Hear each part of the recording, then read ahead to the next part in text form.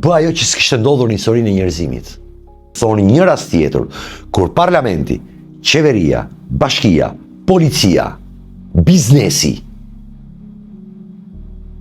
kanë shkatëruar teatrin e tyre me dhunë në mënyrë antikushtetuese. Ku ka ndodhur? Putini bombardoi Mariupolin, bombardoi teatrin, e mbaj mend gjithë, e ndërtoi siç ishte. Që ai ishte pushtues.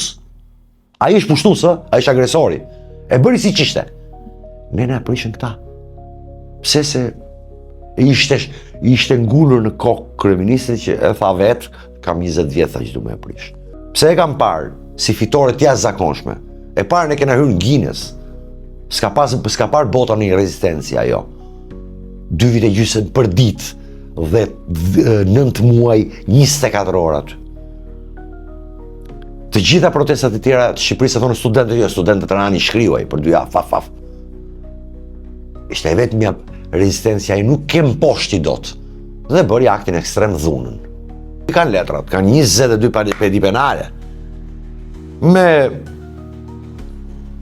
shokun ton që kemi mburg në Durrës, Lalin, me gjithë fiqt aty.